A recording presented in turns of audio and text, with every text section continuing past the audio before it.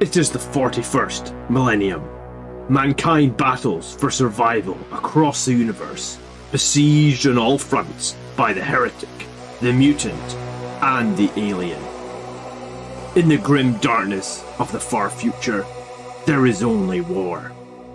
One faction of Space Marines stands amidst the chaos, the mightiest of the Emperor's warriors, and a beacon of light in the darkness. This legion, the 9th Legion of Adeptus Astartes, the Blood Angels.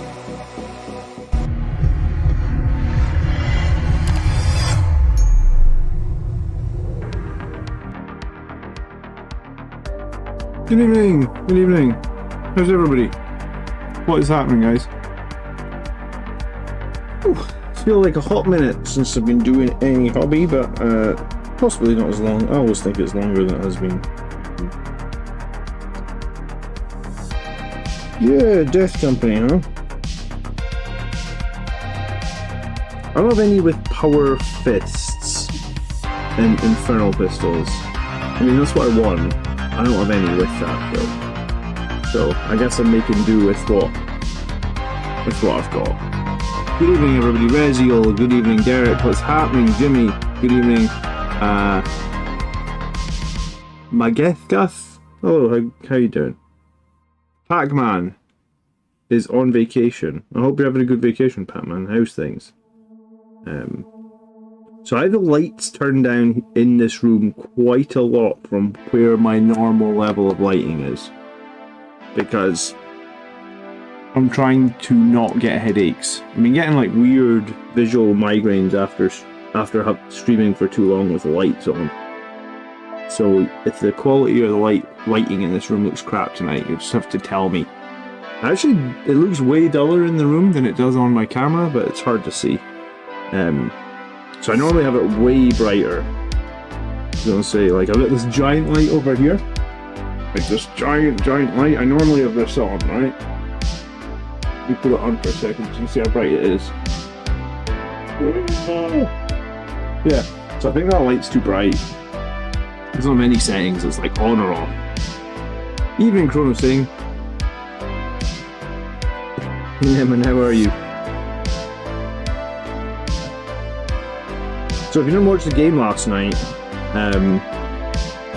that's the Blood Angels armor list storming to 4 wins in a row now. Albeit that last night's game was fucking super close.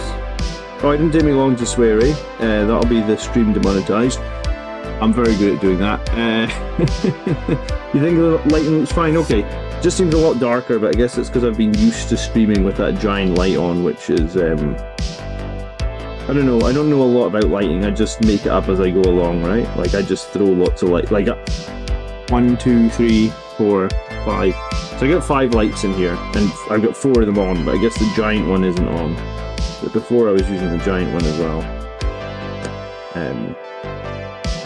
Yeah, so last night's game was pretty fun.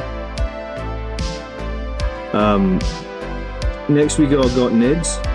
I'm going to not change the list again. I'm just going to play the same list, see if we can get 5 wins in a row with the armor list. Because I was thinking about this today. I was speaking to Andrew, and Andrew's got a tournament coming up in like September. Like 10th of September, he's got a tournament coming up. I think my tournament I'm going to is like the first week of November, so I've got a little bit longer. But like if I go like 2 or 3 more weeks, winning every game, so like the armor list will have won like 8 games in a row. I'm at that point, I'm not going to care if it's a meta list. I'm just going to take it to a tournament because I remember I was saying to Andrew, last edition I took Mephiston to a tournament, and I think I can't remember, I did win a tournament last edition, and I think it might have been when we had Mephiston in the list. But I remember going to an event where everybody on the stream, everybody that watches my stream was like, John, don't take Mephiston, he's terrible, you can't take Mephiston to an event, he's terrible. But where I was with that was like, I played Mephiston for like 10 games in a row. So I was like, well, yeah, I know he's not great, but I know exactly how to use him, right? Because I played him 10 games in a row, so I know what I'm doing with him. Whereas if I just switch to something that I don't know what I'm doing with, but is more meta, arguably I guess I could do better because it's more meta, but at the same time, like, I don't have a clue what I'm doing. So I guess I've got a clue what I'm doing now with this armor list, so I'm going to keep going. The music's too loud? I'll turn it down. Hold on. Probably was too loud. How's that? Chronosign is going to swap his Annihilator out for a Bile Predator. Do you recommend heavy flamers or heavy bolters for sponsons? So I've got a video tomorrow about some guy that actually won a tournament with 3 Bile Predators. And in his list, he actually ran them all with flamers. So, I mean, if you tune in tomorrow at the normal time for the weekly video, I've got a video about Bile Predators and heavy flamers coming out tomorrow. It's all filmed and recorded. It's just releases at my normal time on a Friday. Personally, I think if I was doing Bile Predators, I like heavy bolters over the flamers. And I think the reason I like the heavy bolters is just a lot more threat range. And, I don't know if I find myself spending that much CP on Overwatch throughout a game, right? Like, I'm trying to think last night. I think maybe I Overwatched once?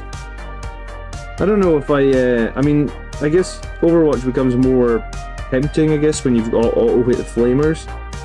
But, I think I like the heavy bolters. I think that gives the Bile Predator, like, personally, I think it just gives it more flexibility, I guess is the word I'm looking for. Like, you can do more because you've got both heavy bolters and you've got so you've got long range from the heavy bolters, or longer range, I guess. And then you've also got the Flamestorm Cannon. I think the Flamestorm Cannon is a hell of a lot better than the double assault cannon, that's for sure, or the twin assault cannon.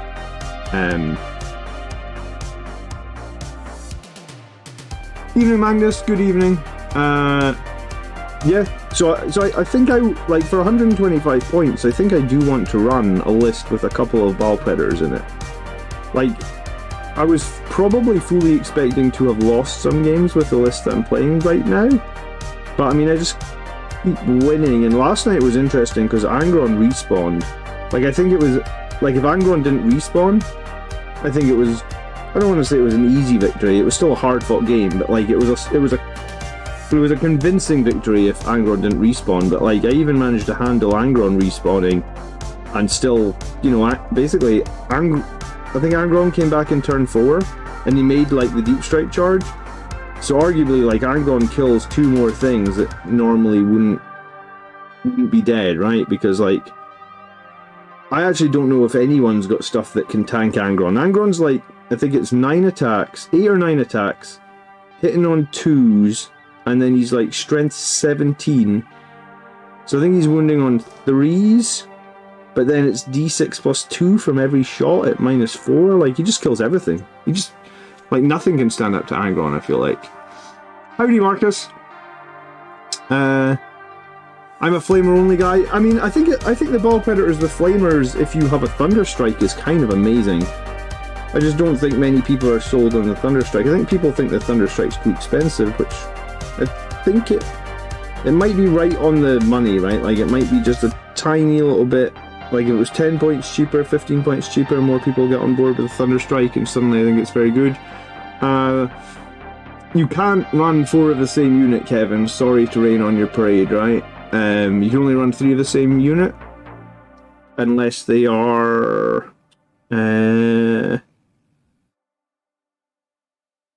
unless they're battle line, in that case you're allowed to run 6. But for Bile Predators, you would only ever be able to run 3 in a game, I think, right? I mean, unless it's just a friendly game and you're running whatever the hell you want, I guess. But yeah, I think Bile Predators are probably actually really, really good with Thunderstrike in your list, because it just makes their wound rolls, like, their wounding into infantry at that point becomes super reliable, and their wounding into vehicles actually becomes somewhat decent. You know, like, I'm gonna buy another tank in the next, like, I'm waiting for the balance status light, and then I'm gonna buy another tank. I'm pretty sure it's gonna be a Primaris tank, because I don't want to buy a firstborn tank that basically goes the way of legends. So I was thinking I was gonna buy a Gladiator or a Repulsor Executioner, because I don't actually own a Repulsor Executioner. But I think I'm like, I kind of want to buy a third Bile Predator, but yeah, I don't want to buy any more firstborn stuff that's going to go and be ruined. TJ, the video tomorrow is indeed about the list that you sent me that has won a couple of events. I use Games Workshop paints. I use Games Workshop paints for everything except white, because I hate the Games Workshop white paint with an absolute passion. I think it's terrible paint that you need about 15 coats to get a solid layer. So the rest of the Games Workshop paints are fine enough for me. I'm pretty battle ready painter. I would say I'm more interested in the actual like playing side of the hobby than the painting side of the hobby. I do like my guys to look good, but I'm very much a battle ready painter, right? Like I've done a couple of painting tutorials on YouTube. I mean, you could check them out, but they're always for battle ready standards. So I think a few people have said that I actually am better than battle ready. Some very nice people in the chat have said I'm better than battle ready. So I guess I would say I'm battle ready plus. Like, I'm not professional in any way, shape or form. I'm not trying to be professional either. I'm just trying to have them look somewhat decent. And the few people that have talked about my paint jobs, I'm sure have said they're like battle ready plus. Something like that is a nice way to describe them, I guess.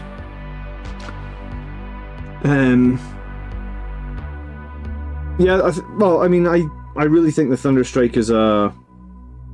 I ran it in a couple of games with Thunderstrike, and I really think it was. I think it was a really good unit. I don't know, like, what I'm trying to say. I don't know, like, what the breaking point is in terms of like how many units of like heavy firepower should you take before you spend the points on the Thunderstrike. I feel like you probably have to have like half your list as a shooting list for the Thunderstrike to feel like it was valuable. But I think like if you've got a decent amount of shooting, like when I ran the Thunderstrike, I think I was running like 10 Desolation Marines, a Gladiator Lancer, and maybe like a Land Raider or something. And I feel like that was probably enough to make the Thunderstrike feel like it was worth it. +1 to wound, like we know how good +1 to wound is in melee combat last edition.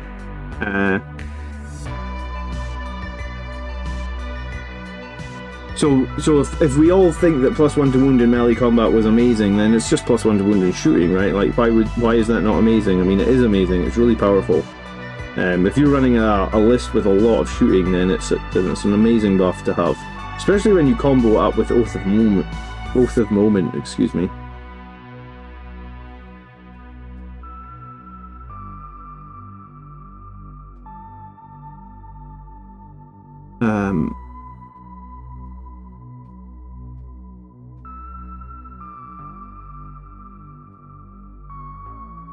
Hey Brick, how are you?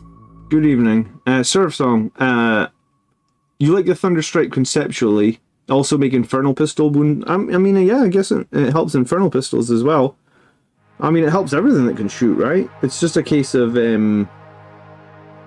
I guess, having it positioned correctly. And, you know, in the games that I ran the Thunderstrike, like, people always worry that the Thunderstrike's quite vulnerable, I guess. I think in the games that I ran it, no one really targeted it down. It's got good enough range and mobility that can kind of just kite round the edge of the battlefield and get you those shots in where it needs to. Yeah, my current list would probably even benefit from the Thunderstrike, but I guess my current list I've gone for like maximum survivability, so I just have a shitload of toughness 10 stuff. And I guess if you have like a shitload of toughness 10 stuff, you can sort of, I want to say, like, even though Angron came back, I still probably had more units at the end of the game than my opponent last night. And like, just the tanks, I think I still had like, what, a Vindicator, two Dreadnoughts.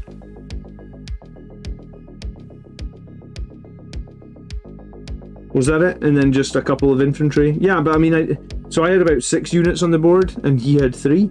And that included Angron respawning, so technically if Angron hadn't respawned, you'd only had 2. So yeah, like, just having those like toughness 11 Vindicators that you can pay Armor of Contempt on, like, it's just so difficult for people to shift, unless they're running tons of armor themselves. It can be very, very difficult for people to shift them, I feel like.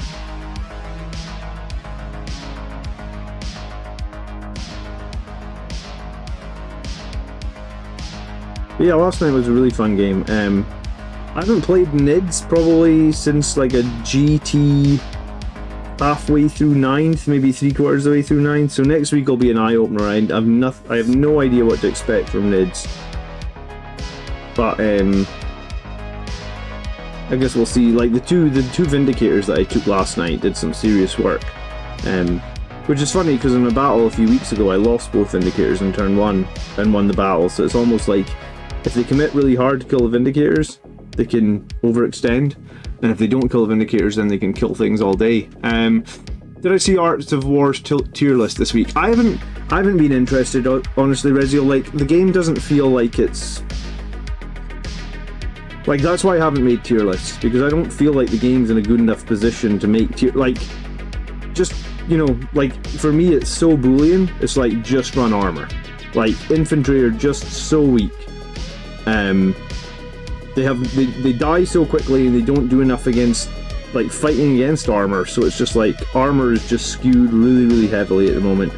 So I haven't made any Blood Angels tier list, I haven't even started thinking about them, so I haven't watching tier lists of other channels or whatnot, but I mean, I looked at the MetaWatch article last week and talked about it, how Blood Angels have a 40% win rate, so I mean, that's why I'm running armor, because I guess 41% win rate doesn't do it for me. Really doesn't do it for me. What was your hot take from the Art of War tier list, Rez? Brandon, good evening. How are you? Nice to see you too. Surfsum says, I worry you just don't have enough scary armor to focus off the Thunderstrike. You might not even need armor. If you had like 10 Desolation Marines with the Apothecary, that could probably be enough. Mark says Whirlwinds would get a bonus from the Thunderstrike. Well, I mean, if we can agree we're in a meta where everybody that you fight against is taking monsters and vehicles, then having a thing like the Thunderstrike that will buff all your shooting against more monsters and vehicles is a very good proposition, right? And hey, a lot of people don't have that Primaris speeder. Like, a lot of people didn't get excited about them when they came out. A lot of people didn't buy them. You know, I guess now was the time to buy Primaris models, because at least you know they're not going to be retired like the Firstborn are getting retired. I mean, I'm painting a Firstborn Marine right now, maybe I'm stupid. But yeah,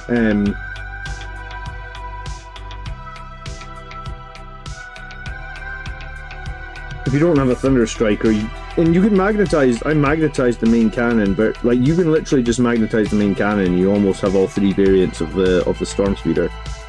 So it's an easy magnetization to do, and it gives you multiple units you could use. And I mean, Games Workshop are trying to push those units to be good. So if no one's running Thunderstrikes, then there's a chance they could come down in points as well, right? And they did start their points cost in 9th edition really high, and they got like multiple points drops across 9th edition, right? Like I think they maybe got 2 or 3 points drops, same as the Gladiators. Gladiators started 9th edition crazy expensive, and they got their points dropped multiple times across multiple balance status slates. I don't think the Gladiators are going to see a points drop this time, but I mean the Thunderstrike could see one. I mean, if you compare it to the Lancer and how cheap the Lancer is, you could probably argue that the Thunderstrike is a little bit overcosted, I guess. Or you could argue all three of those Storm Speeders are a little bit overcosted. I love Vindicators, but I'm afraid to buy one for fear it will go into Legends. Derek, you're right. When you're right, I guess. I'm of the fear that... well, I'll tell you, I bought this. It came today. Let me show you. Or sorry, it came yesterday. So I bought that, which is the Firstborn... Oh, the light on this is reflecting something crazy, isn't it? I bought the Firstborn Blood Angels upgrade sprue, not the Primaris one, the Firstborn one, with like... You honestly get more shoulder pads in here, and better Blood Angels heads than you do in the Primaris one. You also get these little things you can put on the back of like Sergeant backpacks, potentially. So I got those.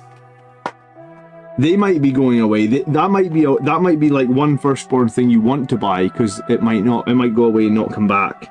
And let's be real, the Primaris Blood Angels upgrade sprue sucks. Whereas that Firstborn upgrade sprue's better, I think. And then I bought this guy ages ago and made to order. He finally came. I'll do him on a stream at some point. I think if I'm going to try and customize maybe some of his shoulder pads or something.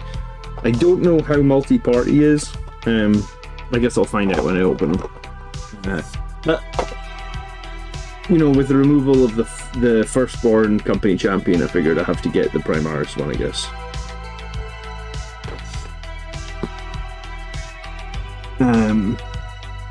KY says, my shop is running a 1k tournament. What do you think of Dante the Sanguinary Guard, 2 Lancers, 1 Vindicator, and a Baal Predator? For 1k, that's probably okay. I feel like I would probably just prefer Death Company over the Sanguinary Guard at the moment, because I think Sanguinary Guard are horrifically overcosted. But if it's 1k, I think you probably get away with it. You might struggle a little bit against Horde armies with 2 Lancers in 1k points. You've got 30 points left over. I would actually run the Valiant then. That's the variant of the Gladiator with like the 4 strength 10 multi-meltas. I can't remember off the top of my head, but it's just going to give you like quite a few more shots. Yes, it's not going to be quite as good as killing armor, but I mean, if you've got a Vindicator and a Lancer in 1k points, you probably have enough that can kill. If you oath the moment the armor that you're fighting against, you can probably kill it with the Vindicator and the Lancer, right? And the Valiant with Oath of Moment will be fine as well. Yeah, I just worry a little bit about Horde lists. Like, Lancers really don't have any weight of fire, right? I mean, they're great at killing, like, big single-tier units, but the second the opponent brings 10 infantry, they're pretty useless.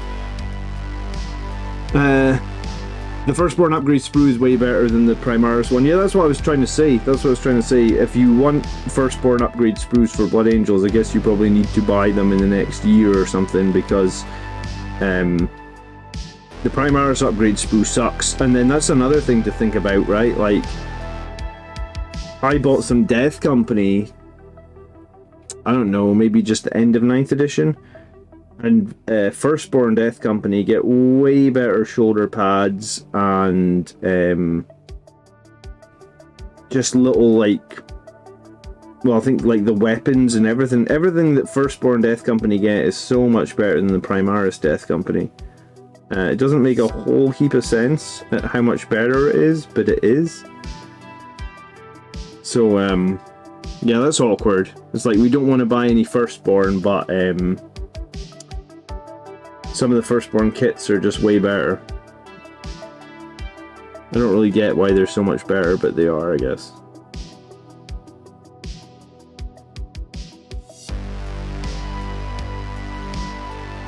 Dad's Side Hobbies says, hello John, I have a question about Warhammer from a designer standpoint. You play much more than I can. What is the fun of Warhammer, e.g. rolling dice, moving dudes, telling stories, or something else?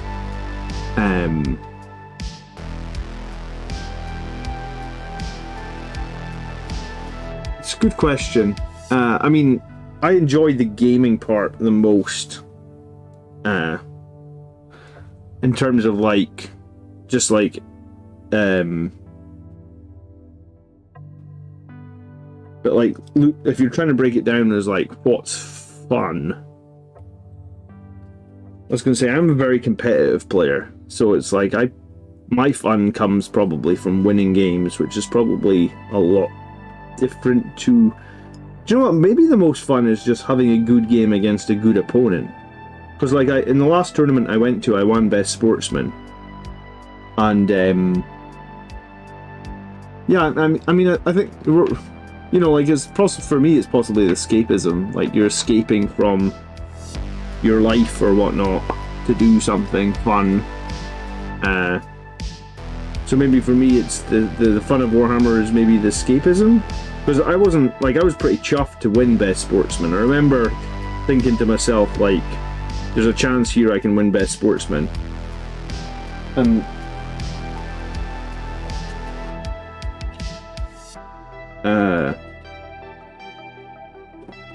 So yeah, I mean, I think if you break it down, then it probably has to be something like that, right? This red paint might actually be dead. Yeah, I think this one is completely dead. I'm just gonna say there's nothing left in here. I mean, there's something. I think this is dead. Okay. I need to get another red paint.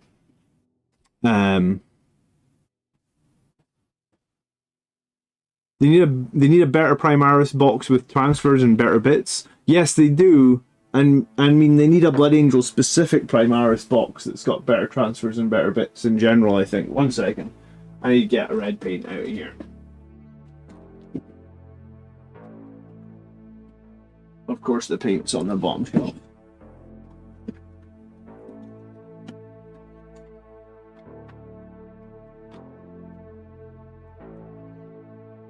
Here's a new one.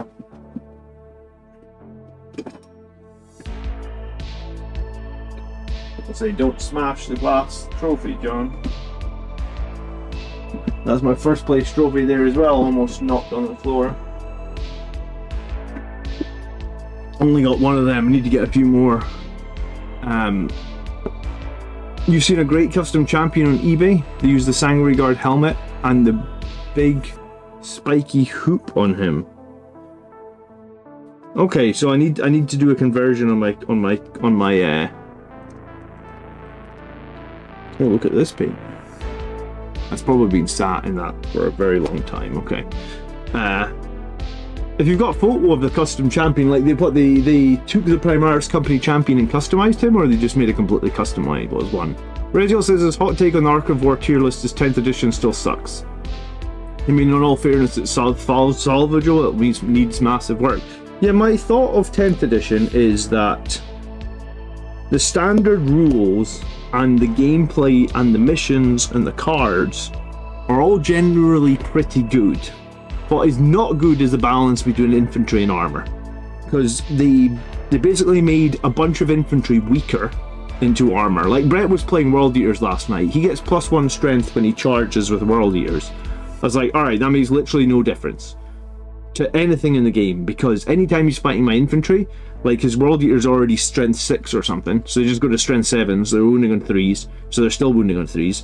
And anytime he's fighting my armor, he's wounding on 5s, and getting +1 strength means he's still wounding on 5s.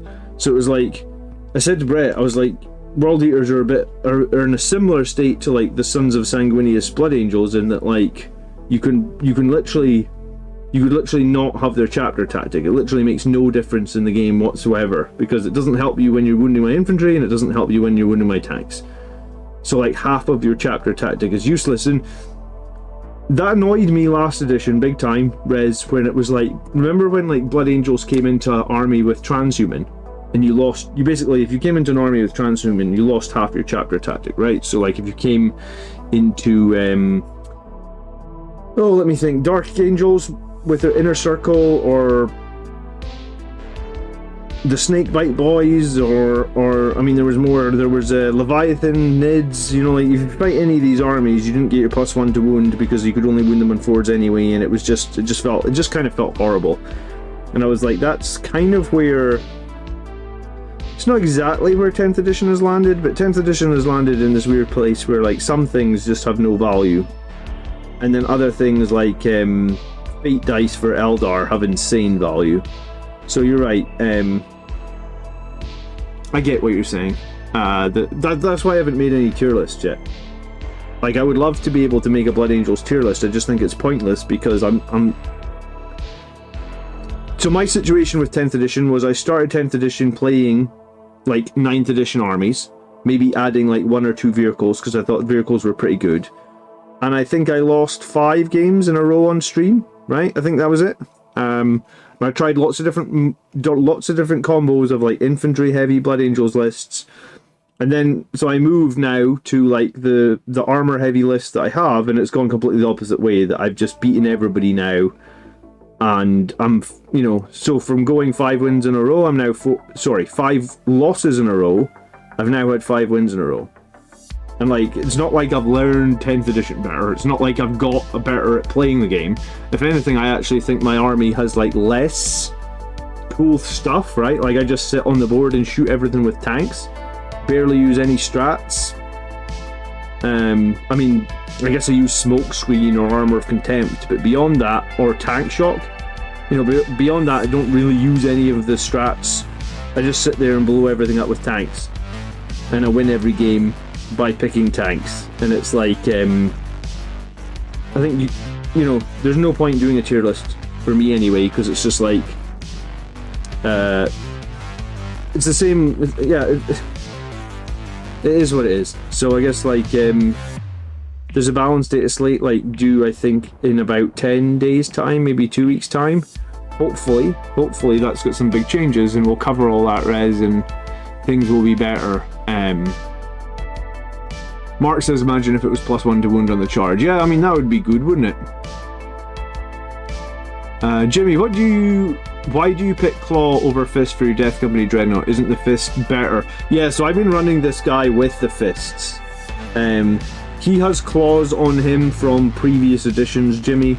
And I guess the sad part of it right now is like most of my guys do not have optimal weapons on them anymore. Because they basically changed all the... You know, Thunderhammers were good, now Thunderhammers in my opinion are kind of trashy. So yeah, it's like, when I ran this guy last night, I'm running him with Furioso Fists. If I take him to a tournament, I'll be running him with Furioso Fists 100%.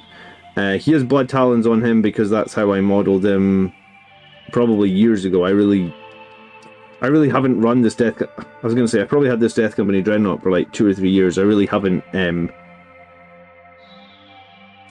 I guess up until 10th edition, most of my priority was on painting infantry. Like occasionally I would paint a piece of armor, but I feel like most of the time I would be painting infantry. It's just right now it feels like you should be painting armor because armor is by miles ahead, I guess. So yeah, I agree. Furioso Fists are way better based on the fact you can reroll both hits and wounds. And I just think that the 2 extra attacks with Talons is nice. But the second you fight an armor target, you're going to have problems wounding with the Talons. So I just think you're better off having the Fists, 100%. Highland Phoenix is being very mean and saying it's the generic Red Marine Commander channel. I've got arguably the 2 best melee units in my list, Highland Phoenix, in that I've got the Death Company Dreadnought, who obviously has 3 damage from his fists. I've got the Centurions, who also have 3 damage. So I mean, I've got what I can take. You know what I'm saying? Like, I've got what is strong for us to run in melee right now. I mean, I guess you could argue that like. I mean, I also have a squad of Death Company with Power Fists, which I think is the best way of running Death Company with Power Fists as well. So I'm still a Blood Angels commander. If it was generic Marines, I would just put Gilliman in there and get double Oath of Moment every turn, because I honestly think that's so broken. +1 strength is very meaningful on Strength 5 base. Yes, but I said it is meaningful, but in the game we played against last night, DTM, it had no like +1 strength never helped them, and not a single battle across the entire board. +1. It's just the breakpoints of Marines, right? Or the breakpoints of the units that I was running. Like I'm running all toughness 10 tanks, and I'm running. Do you know what? Maybe one fight, maybe when he fought the Centurions, maybe there was a situation where he had strength 7 against the Centurions toughness 7. So maybe I'm lying. Maybe one battle. One fight across the entire game last night, he got +1 to strength, helped him out.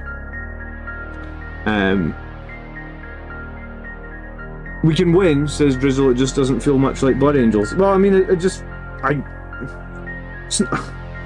on my first couple of games, yeah, I don't know if it felt much like Blood Angels, but now, I mean, I've got my Death Company Dreadnought, he killed 2 units last night. I've got my Death Company, they jumped in and killed a unit last night. I got my Centurions, they killed Angron, and then they killed a Rhino. So I mean, I did kill a bunch of stuff in melee based on that, right? Like I killed 6 of his units with melee units, and then I shot everything else. So I guess it's it feels weird. I agree, it doesn't maybe feel as much like Blood Angels as it did before, but like, it's still Blood Angels. Like I said, I still killed half of his stuff with melee infantry. Sorry, not melee infantry, just melee attacks. Killed half his stuff with melee attacks. I'm actually really liking Centurions in an Repulsor, sorry, not Impulsor. Is this my first Death Company Dreadnought? This is my first Death Company Dreadnought. The only other chicken Dreadnoughts I have painted are an Ironclad and a Librarian Dreadnought. I never really got... Because last edition the chicken Dreadnoughts only moved 6 inches, right? And I thought that was kind of garbage, and obviously I don't think anyone really ran Death Company Dreadnoughts. I probably only ran this guy beyond the like 3 battles that he's won the game for me, or that I've played in 10th that I've won. I've probably only run this guy like 2 or 3 times before that, and he would have been just spray black, unpainted. Art of War seems to think Dark Angels, Gladius are number 1 Marines. I actually don't really know what the chapter tactic is for Dark Angels, but like if I just thought I saw in a meta watch that the Guilliman list was really, really strong, because you kill 1 unit with Oath of Moment, and then Guilliman just moves Oath of Moment to another target. I felt like that seemed crazy strong, and obviously I've got a Guilliman, so I can do that. Black Templars are apparently really strong as well, but I saw them have a really high win rate. I don't know enough about Black Templars. I've got the Chaplain as well. Yeah, I mean, I've got the Chaplain. Lethal hits over +1 strength might be an okay change. I mean, lethal hits over +1 strength is probably better. Unless, obviously, if +1 strength is moving the dice roll. Yeah, +1 strength on charge, or on... I guess for World Eaters +1 strength, and for Blood Angels +1 strength. There's a lot of situations where it isn't that useful. I guess, like, we can argue all day that against Toughness 3 infantry it's going to be super useful. But I guess there's enough situations, in my opinion, that it can also be quite unuseful. Not useful, unuseful. Yeah, not useful, I guess. Just not useful. Well, what am I looking for? I'm looking for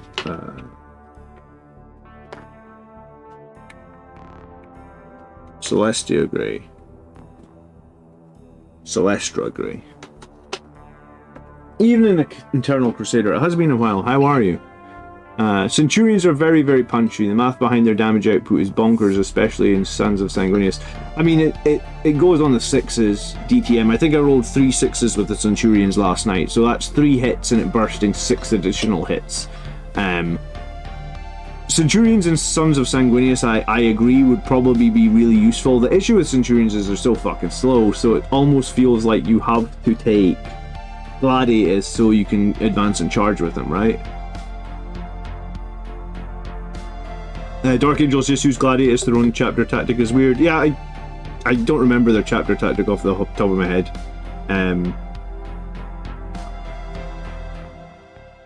So what makes Dark Angels the strongest with Gladiators, sorry? It's a shame no one can lead Centurions. It is a shame no one can lead Centurions. If we had a choice, I would have Tycho lead the Centurions. God damn it, I'm still angry that we can't use Tycho, because God, his rules were so fun.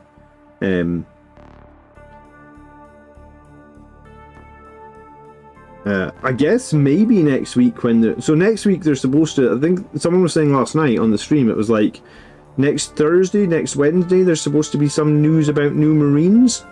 So maybe that will have an indication of the new Marine Codex, I don't know. Night of Baal, good evening. It's great to be back. It's nice to see you, dude. How are you? I've had a little bit of a break myself, actually, because I was out of town with the kids for like 10 days or something. So it feels good to be back. It was a really good time away with the kids. I guess we don't get to do that all that often, so yeah, I'm glad to be back, and I'm glad to be close to the next balance day of Slate, because like I said, I am really enjoying playing 10th edition. Like, there's still a lot of, like, if you watched the stream last night, there's still a lot of little rules interactions that we're learning. We're getting there though. I think every game we're learning a little bit more, so like maybe another month, and we won't need to be referring to the rulebook every 2 minutes. So we're almost there. But I really hope they can fix the balance a little bit. It seems like it just seems like every edition that's what we're hoping for. We're like, come on, Games Workshop, balance the game. We're all ready. We're all desperate to play. We all want it to be balanced. Just balance it. You know, come on, do it. Do the thing.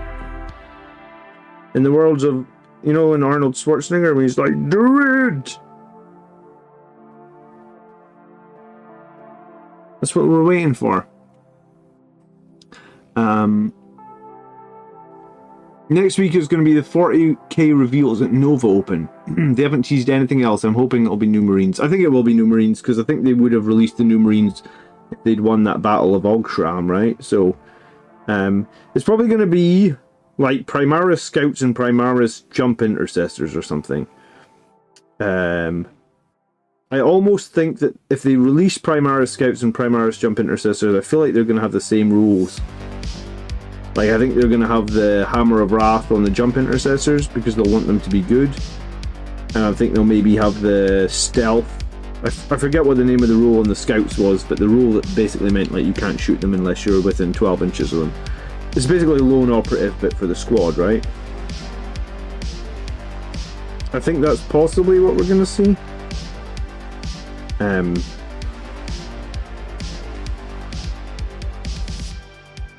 I don't know. I mean,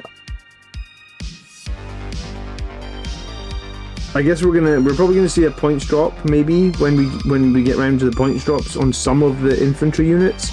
But like you said, it's gonna be very, very difficult for them to fix the balance on points alone. I think, like, because I think the disparity, unless they change the stats and all the weapons, but I don't think they're gonna go ahead and change like stats on like you know, they're not going to look at like every weapon in the game and be like, all right, all melee weapons or all this get +1 to hit or something like that. They're not going to do that. So I am a bit confused on how they're going to... I think there's too much wrong to be able to be balanced with points, I think. The earlier of most of them, they have the Primaris Neophytes for the Black Templars. They do have Primaris Neophytes.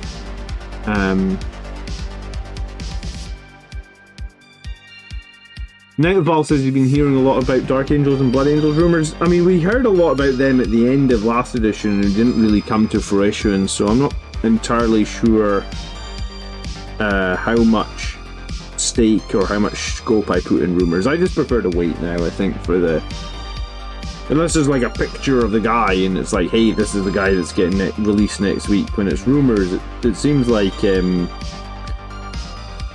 always 40k rumours going around. There was a lot of rumour talk last edition, and like some of it was true, but I think some of it was complete bonkers that never happened, right? I just slipped and made a mistake there. That's annoying. Yeah, Rizzo says he expects a new scout kit. See if they do Primaris Scouts, right? What was the point in Eliminators then? Because aren't they just the same thing? Like, what are Eliminators going to do? I was going to say, what are Scouts going to do that Eliminators are not? But I think that's the wrong way of asking the question. Like, the question is, what do Eliminators do that Scouts don't? You know, because, like, alright, they both got sniper rifles, check. They can both have camo cloaks, check. The Scouts can infiltrate, or the Eliminators can infiltrate, check. So it's like, what was the point in Eliminators if we're just going to get Primaris Scouts? I don't really understand, I guess. They're kind of the same unit. Am I wrong? Someone tell me what I'm missing. Am I just being stupid?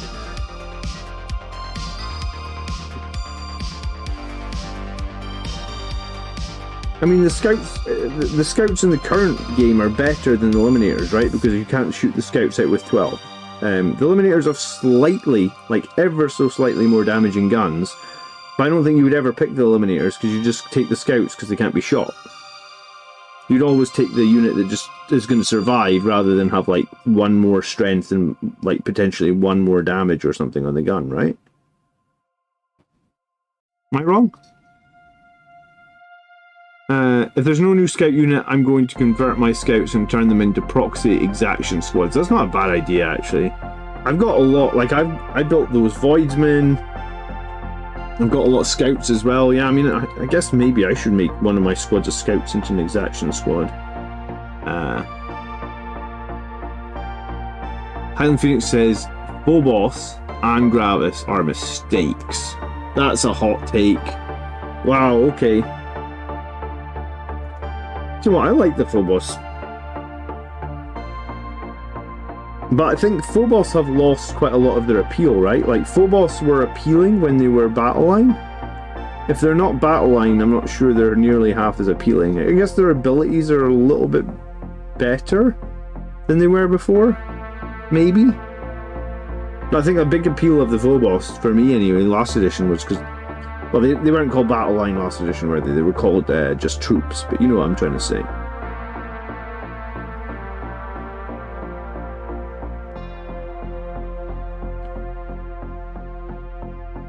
Godel says, I have won Eldar 3 times, 2 Ball Predators, 2 Ballistas, 2 times 10-man Death Company, Martas, Chaplain and Jump Pack, 2 Devastator squads of Las Cannons, and 1 Incursors and 2 Interceptors. Well done, you. I'm not sure I feel like that list would beat the Eldar players that I've been playing, but I guess if that's winning for you, then by all means, cool. I was gonna say, I have not had good experiences running 10-man units. Like, just generally. Like, 10-man units for me, they have died either to blast. I've also really struggled to get everybody into combat. Even if I did get them into combat, I've then been left with a bunch of the unit out in the open, so they just get, like, picked off and shot. Like, I just don't think... I mean, it could just be that I'm not good at playing 10-man units, because I never... Like, I've been playing small 5-man units for a long time for Marines. But, I really struggled to play... Like, I at the start of this edition, I felt like it was really important to run 10-man units with, like, you know, 10-man units with characters leading them to get maximum value, but I really didn't like it. Magnus says Infiltrators are great, still never play without them. I mean, Infiltrators are great. The Deep Strike Denial is great.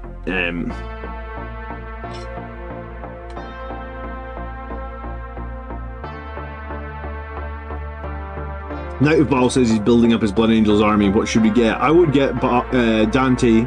DTM says that he's newer and he's a leader. I think he is newer, but I think he's also cooler. Like, his sculpt is, like, he's just a very cool model to basically work on or make or whatever. Like, I would agree with DTM on that. Like, get Dante just because, like, you're gonna have more fun, I think. Mephiston's not a bad model to make, don't get me wrong. Like, he's reasonably cool, but the Dante's model is so cool. The problem with Dante is right now his rules, like, they just don't match the model at all. I feel like his rules are so lackluster. It seems to be a thing for Dante for me anyway. Like, every edition I look at his rules and I'm like, nah, they're not good or they're lackluster. But I guess different people have different opinions. But yeah, I mean, probably a lot more people won tournaments using Dante than, like, I only won one event last edition and it was a team event, so what do I know, apparently.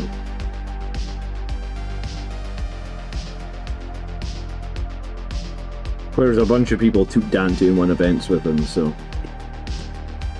that's the honest truth.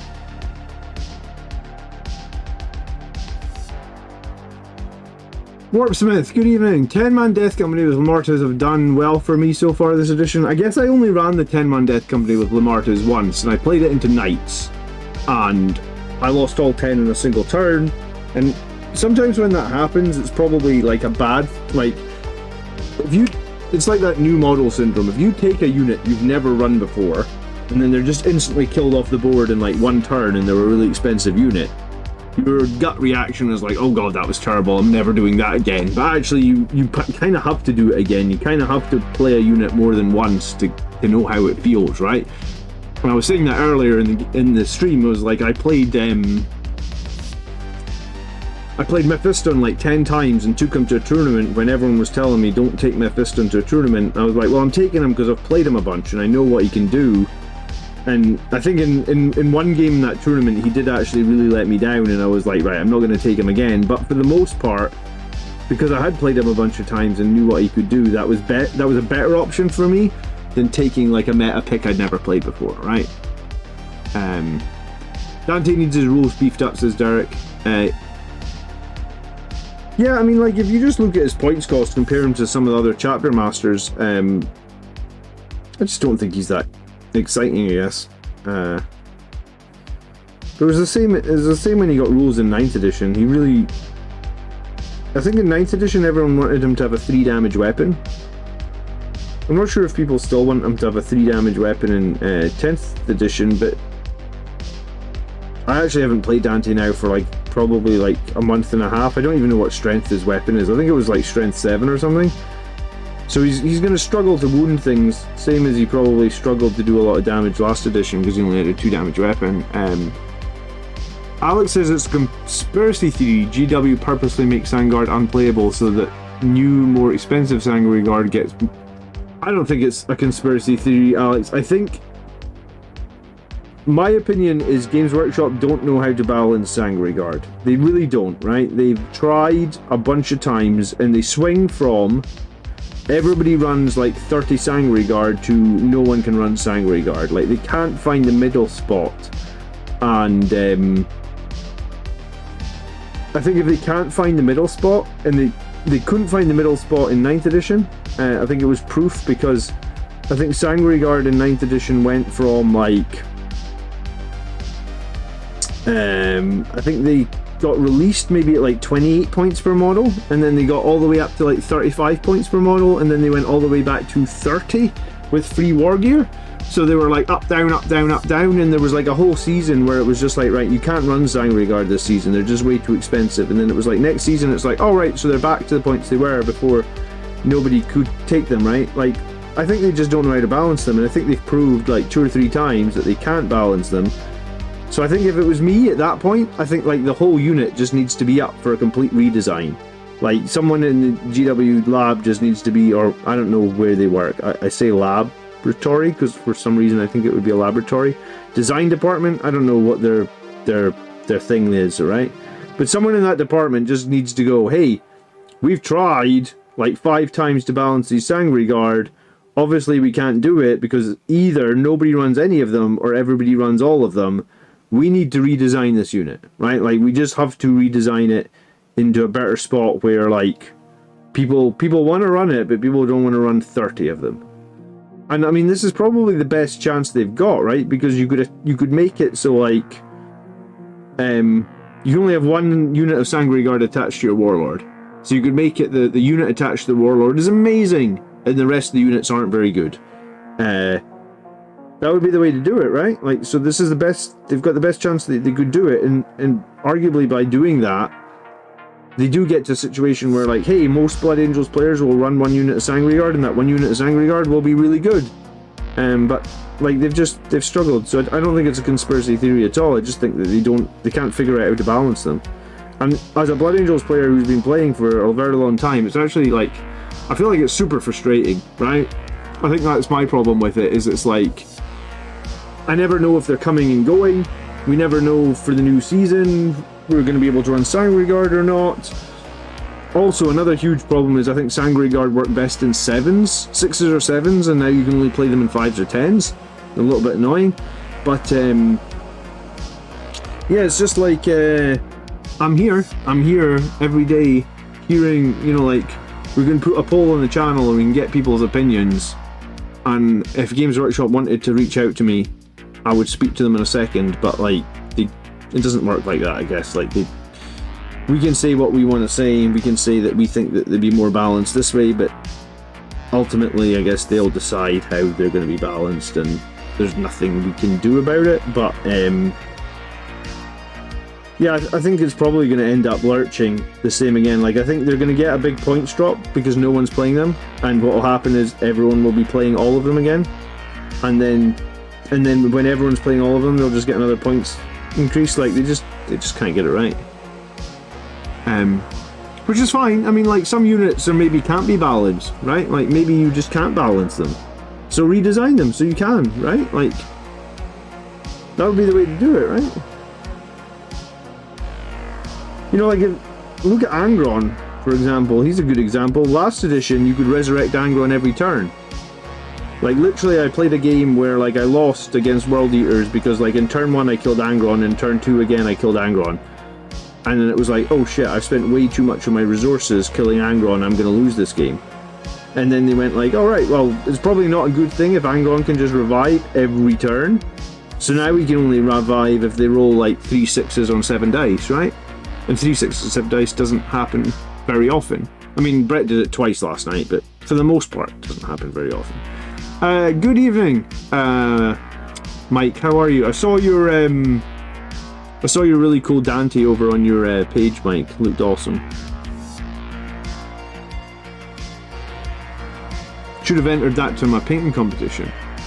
Surfsong says, I just got a Sanguinary Priest last year and magnetized his backpack, and if they put out that box, I buy 2. Did you buy 2 boxes of what? Sorry.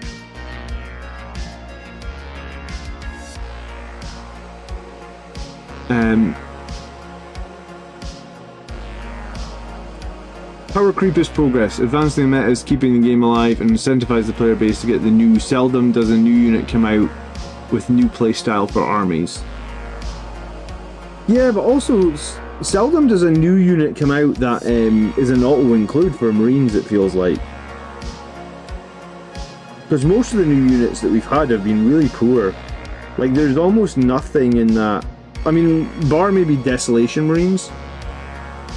There's almost nothing in that Leviathan box that's like screaming like, hey, you must buy the Leviathan box. Like, this is a really strong unit. Like, I just haven't seen it, I guess.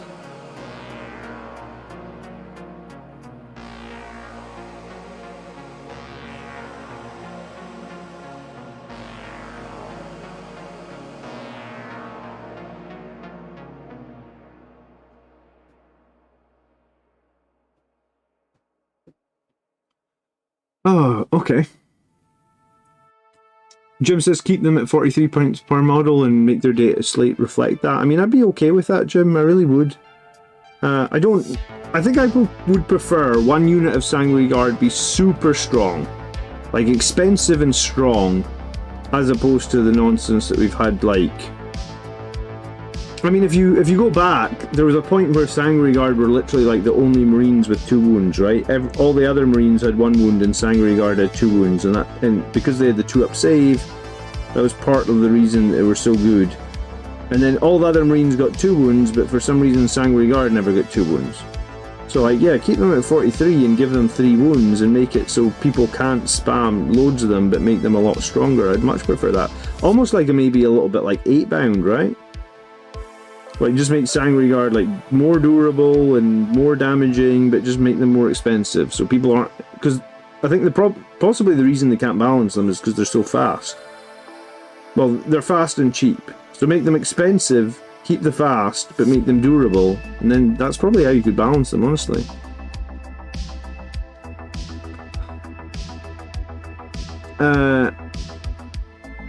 We were talking about what should come out of the Codex, so I was talking about hypothetically Corbolo. Corbolo is a weird one, man. Like, Corbolo needs a jump pack. Like, he should 100% have a jump pack. I mean, unless they're changing our army to not be all jump troops, but I don't think they would do that. So, like, any character that we have that doesn't have a jump pack, like, honestly, you should probably just give Seth a jump pack in the... Assuming Seth gets the Primaris treatment at some point, he should just have a jump pack as well. I know they've given him Advance in Charge at the moment, but they should just give him a jump pack.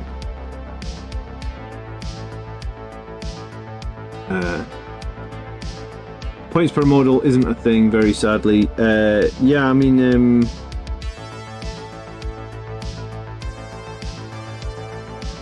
I don't know if they're going to leave it as the sort of, like, what do we call it?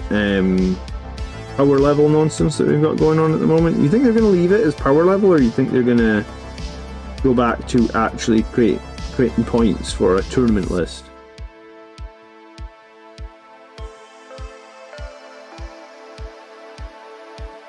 I think the way it is at the moment with just everything and all the lists being free is a little sad because you lose some of the fun. Like, you can't just have a cheap death company with chainswords anymore because you're still paying the points for, like, if they had thunder hammers. Which I don't like. I don't think that's great. Trouble is Corbulo has never had one. Yeah, but everyone's going Primaris, Mike, so when they can go Primaris, they should just get... It's a different... Like, when Corbulo came out, correct me if I'm wrong, it was like 1994. We had no... I think in like 1994 when Corbulo came out, if you wanted jump packs on your death company, correct me if I'm wrong, I think I did this. You would have to buy like assault squads and take all the jump packs from the assault squads and put it on death company, because death company didn't come with jump packs back then, right? Am I right? And you couldn't just buy jump packs back in the day, like they didn't sell them. I know they sell a sprue of jump packs now, but I'm pretty sure you couldn't buy them back in like 1984. It's hard to remember, to be honest, but... So like when Corbulo and Tycho and all these OG characters came out, there was no Sangre Guard back then, so they didn't even exist. The Honor Guard, I don't even know if they had a box at that point. I don't think they did, because I think that came maybe a little bit later. And then... Yeah, like the box of Death Company you bought back then was the box of Death Company that had the chaplain with them. In fact, I think I have that box behind me. Do I? Yeah, it's there. Hiding behind this guy here. So you got 9 Death Company Marines and a chaplain in the box. And, you know, if you wanted jump packs on them, you literally had to go out and buy assault squads. So it's just, you know, like, I did that, but... Boy, that was like all my pocket money when I was a kid, to give my Death Company jump packs. And then, and doing so, none of my Assault Marines then had jump packs, right? Because I'd had to cannibalize all the jump packs for the Death Company.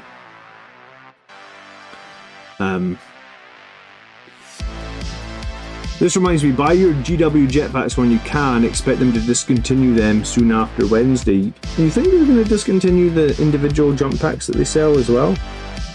I mean, surely they would go to... Usually when they discontinue stuff, they at least tell you and put it on last chance to buy, right, Eternal Crusader?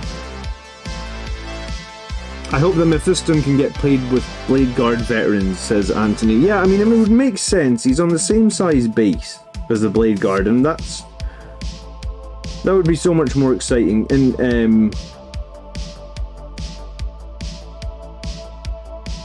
it feels like Mephiston was made to be with Blade Guard, not with Assault Marines, or certainly not with a Stern Guard that has no melee weapons, right? Like, Mephiston wants to be in melee more than anything.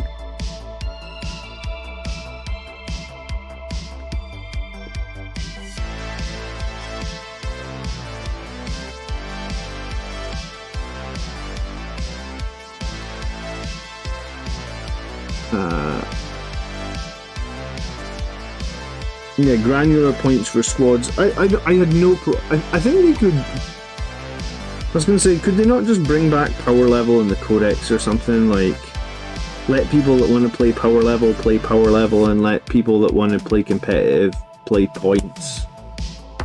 I mean, was that too big a problem?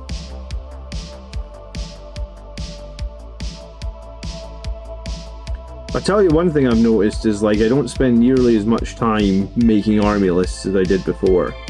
So, like, they've simplified that to a point where, like, probably a good thing and a bad thing, right? Like, I'm sure everybody remembers, like, oh, if I cut 5 points here, then I can fit, like, this one extra Thunderhammer in this squad. I mean, in some ways that was a cool sort of, like, meta part of the hobby. I don't think I ever really felt unhappy about making an army list. I get that they wanted to make some of that creation quicker, but yeah, so I think 10th edition is probably that whole thing where it's like 1 step forward, 2 steps back. Some things are good, some things are half-baked. We'll probably get there before 10th edition finishes. We'll probably get to a place where we're happy with it, but, like, are we then going to launch into 11th edition that's all all different and untested again, because I think that most of the issues from 10th edition feel like it was due to a lack of testing. Like, you could have just played a few games and been like, holy crap, armor's just way so good. Just get beaten every game by armor lists. Like, I don't know how you couldn't have just done that. I'm mostly happy with Universal Special Rules, says Rez. Yeah, I'm pretty happy with the Universal Special Rules. I think we're learning them all now. You know, like, I can probably tell you off the top of my head what every Universal Special Rule does now. And it's slowly, you know, it's starting to sink in and people know what they're doing a little bit better, and yeah, I think Universal Special Rules have been a good thing.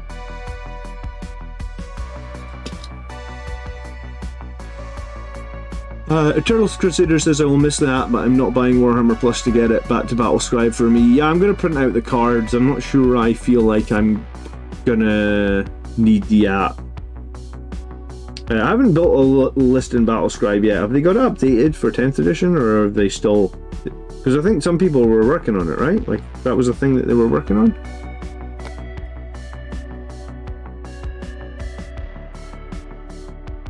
With someone with not a massive amount of guaranteed free time, mulling over a list for 5 minutes here or there over a day was one of the things I liked about the hobby. Yeah, I mean, I think it... Like, I don't have a massive amount of free time either, David, but I never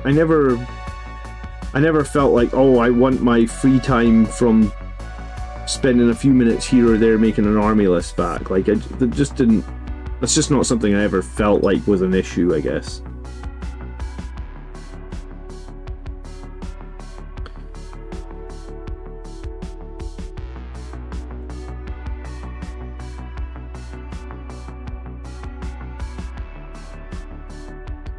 I tell you though, it does feel annoying now when you get to the end of a list and you're just like 5 points away from including a squad that you think would round out the list, and it's like, nope, there's no way to get those 5 points.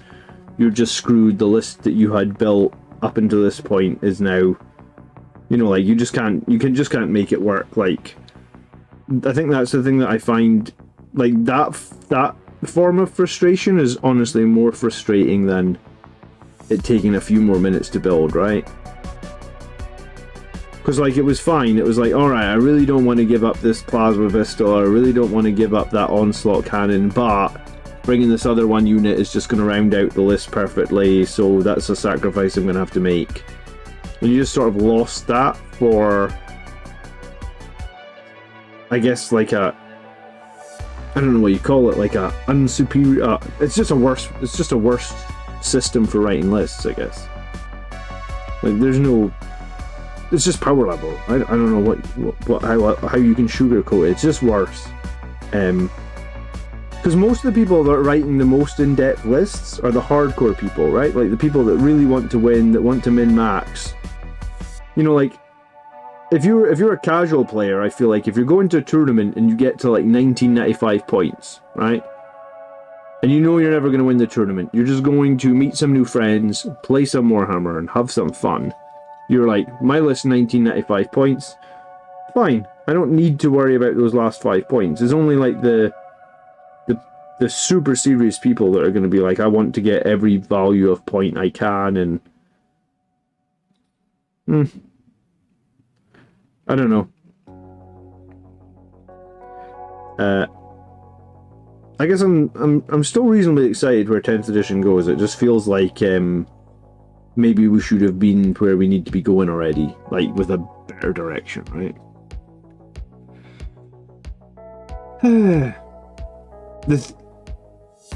I'm glad you guys agree with me. Thank you. Because sometimes I feel like I'm just ranting for sake of ranting, but if everybody agrees, then it's good to know I'm not the only one. And hopefully that means you guys feel vindicated as well, because it's like, oh right, that's how I felt about it. Maybe I'm not... I don't know, I thought it was fun building lists before, when you had like all the customization. And then you almost were rewarded when you like found something out. You'd be like, oh right, Relic Terminators, well they're 5 points cheaper, aren't they? And like I can take a chain fist on the sergeant, so I can actually get a better squad for 5 points cheaper. You probably just don't get that feeling now, where you like feel like you've like done something clever or whatever you would call it. It's a 60. I think it's $5 a month for Warhammer Plus, but I think maybe if you buy it in a oneer, you might get like 2 months free. I think you get 12 months for the price of 10. I do actually want to go back and watch all the shows and stuff on Warhammer Plus at some point. So, I mean, I'll probably end up getting Warhammer Plus at some point. Because I haven't really... I had it for a year, and probably just a bad time of year for me to have it, because I had like a 1-year-old kid at that point. So, I probably just didn't watch barely any of it because I had the 1-year-old kid, but...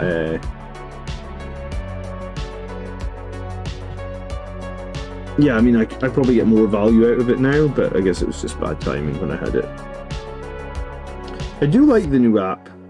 I genuinely don't like building lists on my phone, because it's like I've got a PC, but that I honestly think that's because I'm old. Maybe, do you know what, the demographic on this channel is similar to me, right? So I'm going to turn I was going to say, is this September yet? No, this isn't September. In September, I'm going to turn 40. Right? And like, as a 40-year-old person, that's pretty scary to think that like half my life could be gone, but whatever. As a 40-year-old person, I'll tell you right now, I hate with an absolute passion looking at anything on the web, on a website, on my phone. The only thing I want to look at on my phone is the football scores, because I can look at it, it's 2 numbers. Arsenal 2, Man City 0. Yeah, that's the dream, right? That's all I want to look at on my phone. I don't want to look at anything else online on my phone. I can read a text message or something like that. But like, I'll tell you like a story. Is one I got an email one day from my bank saying like, "Hey, we're removing online banking. You can only do your banking now on your phone." And I was like, I honestly almost quit that bank right there and then, because I was like, hold on, I can look at my bank statement on a nice big monitor, or I can look at my bank statement on a 5-inch phone screen. Why in any way, shape or form would I ever want to look at that on my 5-inch phone screen? But I guess like a lot of people maybe don't have PCs anymore, so I understand why everything's moving to apps. Like, I get it. People have apps. People have like the internet in their TV now, I guess, and so they don't need a computer at home. For me, I'm going to be forever the opposite. Like, I always want a computer over an app. So if I can build my list on the computer and that has to be Battlescribe, I'd rather do that. And honestly, probably rather even do that in Excel than to do that on a 5-inch phone screen. But then that's the thing that confuses me, because like, am I not the perfect demographic for Warhammer, right? Like, I know that, I think if you watch the Painting Phase podcast, he said that like the best customers for Games Workshop are like mums, because they buy their kids loads of models. If you've never seen Painting Phase podcast, check out. It's done by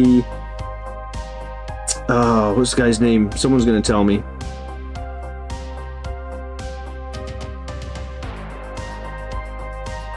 It's not Duncan, it's the other guy, Peachy. Peachy's on the Painting Phase podcast. I guess Peachy left Games Workshop and he's doing this his own YouTube channel, or he's on a YouTube channel now called the Painting Phase. You can check it out. Owning a computer is a major advantage in life. Yes, I'll always own a computer, Reziel, because god damn it, like even Amazon. Like if you're wanting to buy something on Amazon and you want to compare 2 products, what, you want to compare 2 products on your phone screen, or you want to compare 2 products on a monitor? You know, like it's just for me, I don't know, I just hate using the internet on my phone. So it's like, I built a couple lists in the GW app. I thought it was fine. Would I prefer to just build my lists on like Battlescribe on my PC? Yes. Evening, Matt, how are you? Fighter CM builds all his lists on his phone in bed. Can you put the GW app on your iPad? Do you know what? Maybe I could get on board with that. But I mean, hey, if it works for you, Fighter, don't listen to me. Like I said, I'm an old grumpy man. I'm the first person to admit that.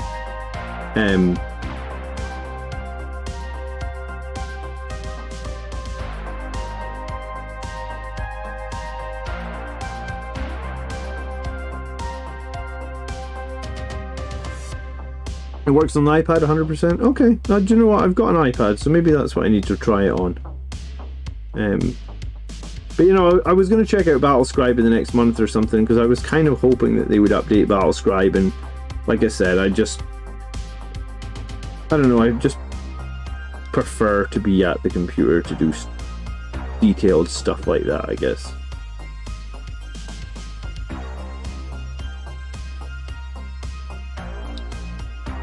But then, yeah, I don't know. It's funny because I get how strong and powerful phones are, but I just prefer computer screens. There always used to be a rhyme that used to be like mouse and keyboard always superior or still superior. And, it's like what you grew up with. I'm sure like my kids growing up with tablets, they won't want to sit at a computer, they'll just want to use their tablets. Oh man. So I'm painting like 4 different armor vehicles at the same time. I'm just trying to get 3 colors on a bunch of different stuff because I never really play this much armor, I guess. So painting all these little bits of armor here and there is basically my life now, I guess. Use the iPad during games to look stuff up. Yeah, I mean, I need to I've taken my laptop to look up stuff during games, but an iPad would make more sense.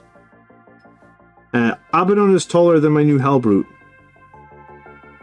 Is it not just the spikes on the back that make him really tall? Like, he's not actually that tall himself. Don't you work in mobile games in some capacity? Yeah, I mean, all of our games are cross-platform, so you can play them on mobile and you can play them on PC and Steam and stuff like that. I don't mind playing games on a phone.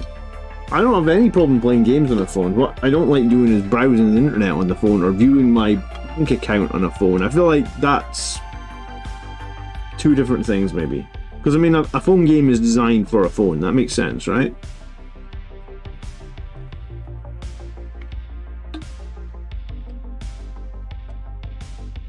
How do you submit your list to review? You just put it in the comments of the last army list show.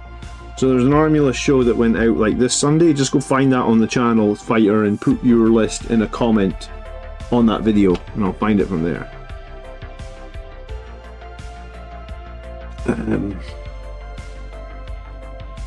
Hey guys, if you've got 2 seconds, please hit the like button on the stream. It does help me out ever so much. I appreciate it.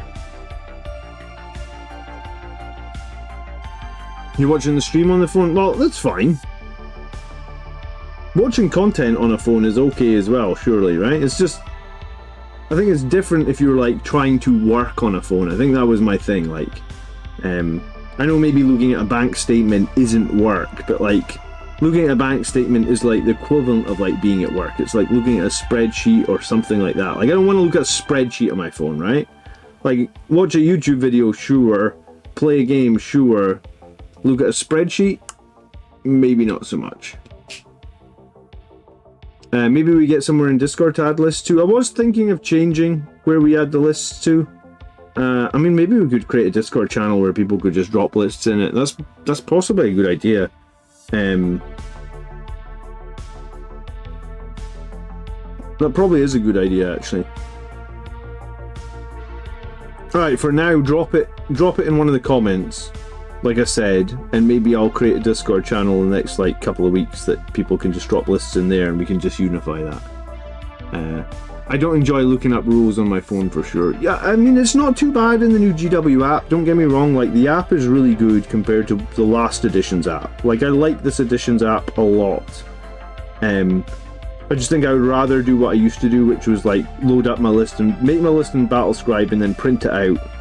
And print out like the condensed rules, so you just have like a couple of pieces of paper and you can just like quickly flick over it.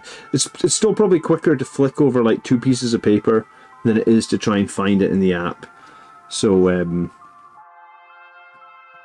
yeah.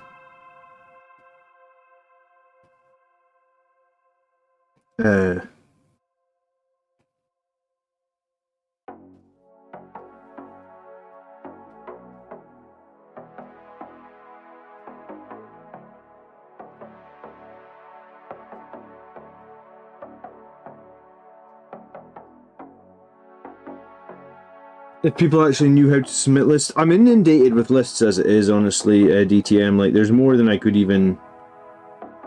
I could probably do the army list show, like, for all day every Sunday and not cover everybody's lists. I think I said in the end of one of my other videos that, like, on the journey towards, like, 10,000 subscribers, I reply to every single comment on the channel as best I could. I mean, there's probably a few that, like, slipped through the nooks and crannies, but, like, I was at a point when I was at, like, 10,000 subscribers, like, on a Saturday or a Sunday, I could honestly spend, like, an hour and a half just replying to all the YouTube comments. And then when the channel kept growing to, like, 12 or 13,000, I was like, right, I do not actually have enough time. Like, I just have to do nothing for a whole day except reply to YouTube comments. And I was like, right, okay, I can't reply to every comment anymore. I did my best. For a while I replied to every comment for, like, up until, like, 10,000 subscribers. Now I just pick and choose. If you have a super interesting comment, or if I'm just got nothing to do with myself that day, I'll reply to your comment. Otherwise, like, maybe sometimes you'll just put a comment up and you won't get a reply. Sorry, I just get too many comments now. I can't even imagine what it's like for, like, Valrak just hit 200,000 subscribers. I guess you can't... If you wanted to reply to all those comments, you probably need to start replying them today. Get no more comments now from today till Christmas, and you probably still couldn't reply to them all. It'd be crazy. Absolutely crazy. Employ someone to reply to the comments full time. Hey Rosario, what's happening?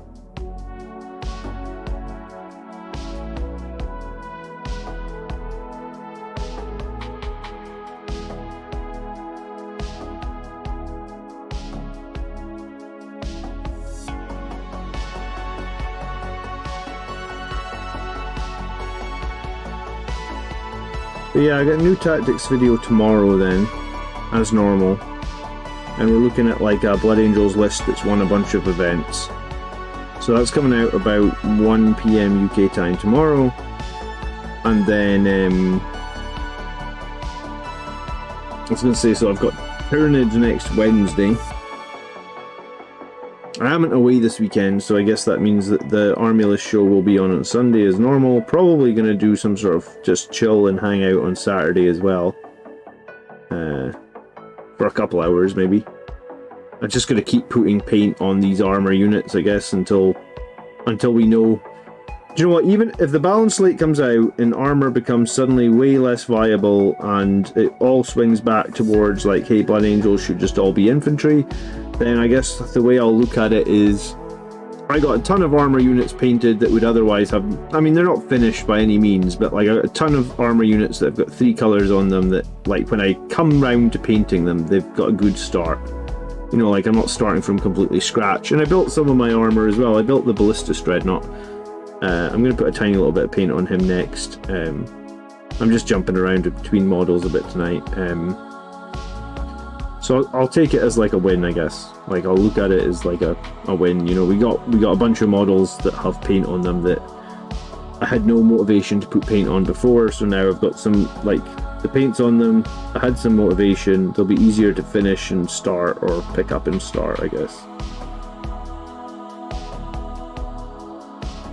I think that they'll make infantry maybe cheaper. I think they'll make armor more expensive. I don't think they'll do enough. Like, I think it'll still be... Like, it might not be the ratio it is right now, but I still think there'll be, like, a real good reason to bring, like, 1,000 points of armor in every army. Like, that's where I think it'll shake out. But I guess we'll see, right?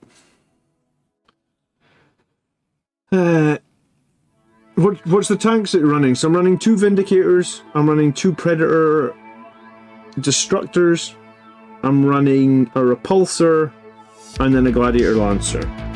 And based on this data slate that comes out, I'm either going to buy another Gladiator Lancer or I'm going to buy a Repulsor Executioner, one of the two.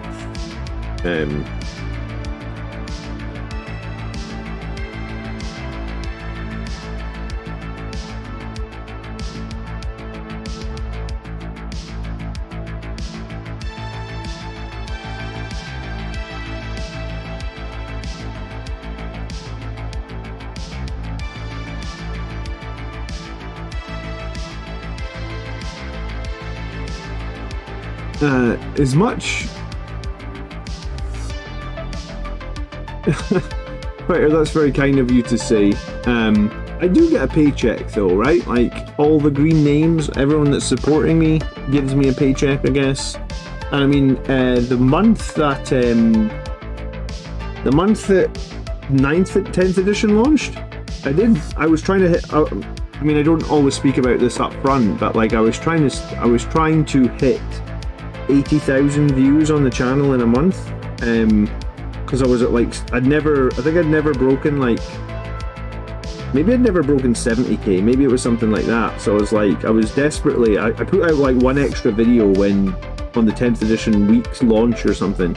Because I was like, man, if I get like 6,000 views in the last 3 days of the month, I'll have like, I'll have broken 80,000 views. And I guess that felt significant to me to do 80,000 views in a month. So, yeah, no, I had a lot of views. The month that 10th edition came out, the channel did the most views it's ever done before. I don't think it did the most subscribers it's ever done, but it did the most views, and it did the most revenue it's ever done, I guess, because of all the views. So, yeah, no, I'm very appreciative. Like, the channel has let me buy a bunch of Warhammer models that without it, I probably just wouldn't have been able to afford. So I guess in some ways I get, by you guys watching the videos, I do get rewarded, so I appreciate it, right? But it's very kind of you to say, Fighter, thank you. When is the data slate, says Eternal Crusader? Like a couple of weeks, I think, is Mark seems to think that we're going to get to film one more Grots video and then we're going to get a data slate. So I think probably like within a month at this point, probably. If you imagine the last Meta Watch article was like last week and they were doing them like once a month, so basically I imagine that means that the next Meta Watch article will be like from now, I guess 3 weeks from now, and it probably will include the points changes because they're probably going to talk about the points changes with the Meta Watch, right? Like that'll be something that happens.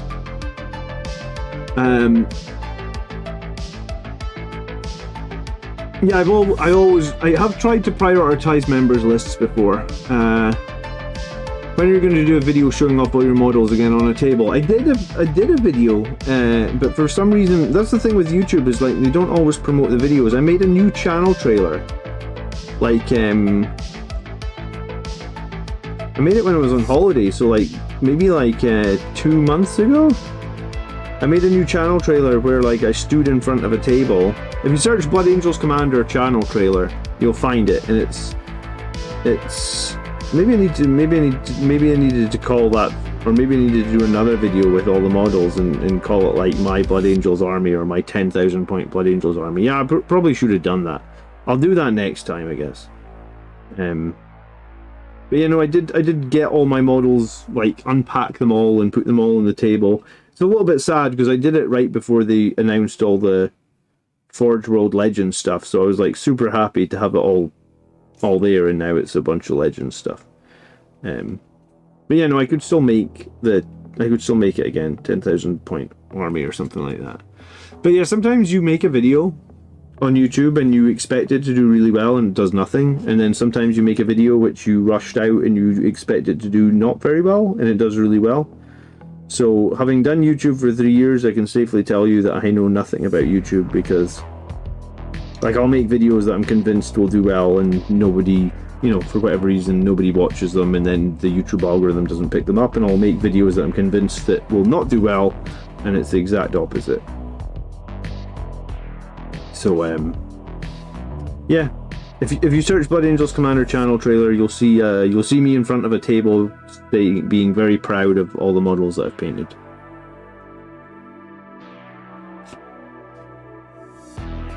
What do you guys think about the Vindicator Assassin? Just got one I'm painting up. I think it's really useful. I think the lone operative part of its rules makes it like really useful.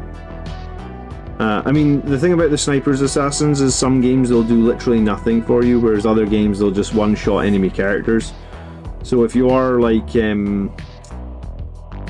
know, it was a bit like what I was saying earlier about like sometimes if you run a model just one time, you don't really have a handle on if it's any good or not. the thing is, those sniper characters are crazy swingy. Like, they literally will do nothing in a whole game, and then the next game they'll just assassinate like a 9-wound character from full health. So you just have to be aware of how swingy it's a cool model, and it can score you points, and it can sit on objectives. So like the Vindicator does have a lot of play, but it will also have games where it just does nothing and you feel like, wow, that was a waste of 100, and I actually don't know how many points they are. I assume around 100 points.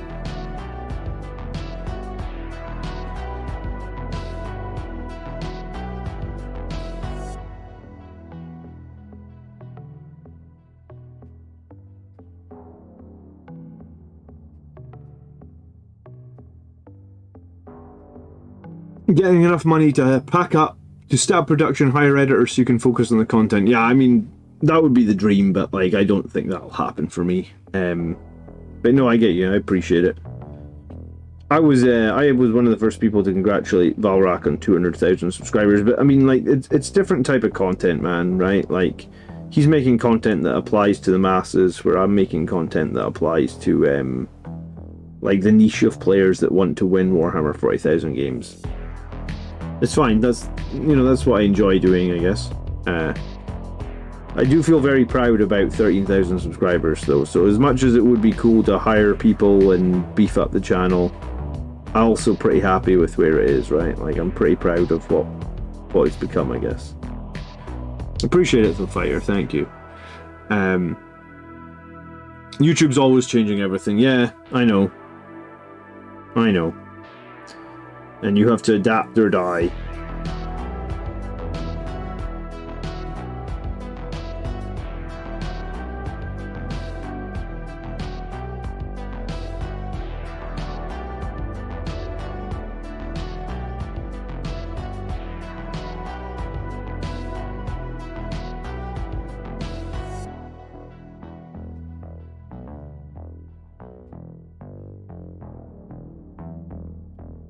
Has anyone else actually played a Ballistus Dreadnought then, or is it just me that's trying it out? Oh, I think one person in chat said that they were playing double Ballistus. I can't decide. I've played it like 3 times now. I don't know if I feel like it's good or great, but I just keep playing it, I guess. So maybe I'm silly enough. DTM's just here for the salt. Well, there's always plenty of salt, isn't there, DTM, when I'm talking, isn't there? Marius, good evening. Can't decide between taking a Vindicator. I always get confused with Vindicator or the Calidus to shut down Overwatch. How does the Calidus shut down Overwatch? Because it's got you make Overwatch cost 2 CP, or is there another way of doing it, Marius?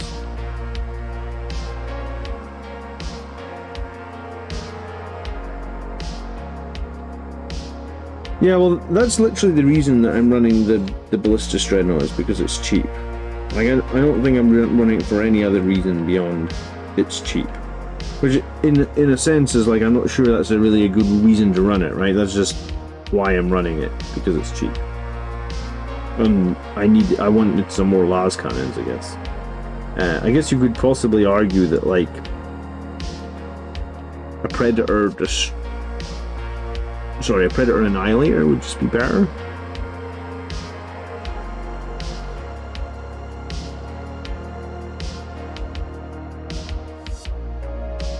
I mean, although I don't use it very often, the Ballistus Crack Missile, not this Crack Missile, sorry, it's Frag Missile is strength 5. So I guess if you were up against a Horde list, then the Ballistus potentially has a little bit of, like, anti-Horde. Potentially, a little bit. Strength 5. I mean, it's the best frag missile that the Marines. I don't think any other Marine gets a strength 5 frag missile, right?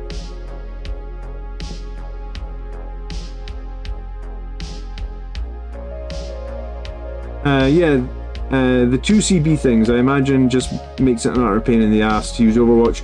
Yeah, so I mean, I've played a bunch of games now, and like, for the most part, I don't know if I rate Overwatch that highly. I guess if you've got like a lot of flamer units, then Overwatch, I guess, is worrying. But if you're not up against someone that's got shitloads of flamers, then I'm not sure I rate Overwatch as... Like, I'm not sure I feel like I need to take something to counter Overwatch. Personally. Because, like, I Overwatched last night with, like, a Vindicator tank, and it's like, by the time you actually take your... I think I even rolled 6 for the number of shots, so I had, like, 9 shots. So then I think I hit twice, because I got 2 6s, and then I got wounded once. And then I think he maybe even failed to save, and I rolled, like, a 4. So it's like, you're paying 1 CP to do 4 damage. I think Andrew did Overwatch with, like, a Knight Peripheron. I'm probably saying that wrong. Peripheron, the one that's got the 2 Magna las cannons, and he did 1 damage. He did 1 damage to an Elder jet bike with that Knight. That's like a 650 point Knight. So he paid 1 CP to do 1 damage. Yeah, that's not, you know, Overwatch is swingy, but like, if your opponent's going to pay, you know, there's 2 examples where your opponent's going to pay 1 CP to do, like, on average 2 or 3 damage. It's just not. I just don't know if I feel like I need to worry about it.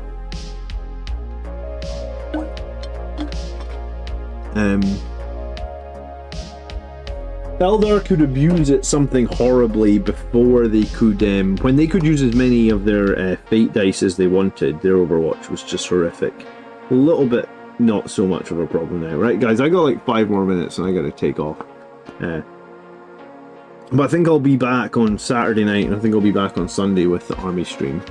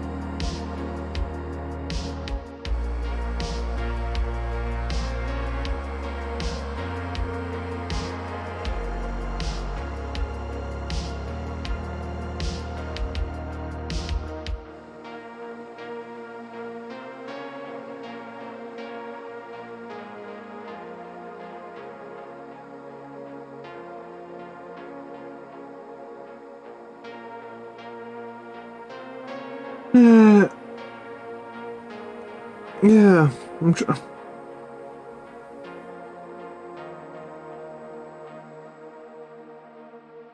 I actually think when I played, I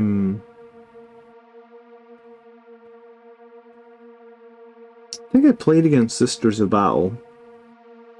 I think it was Sisters of Battle that Andrew had the Vindicator Assassin. He did actually make Overwatch cost 1 more CP.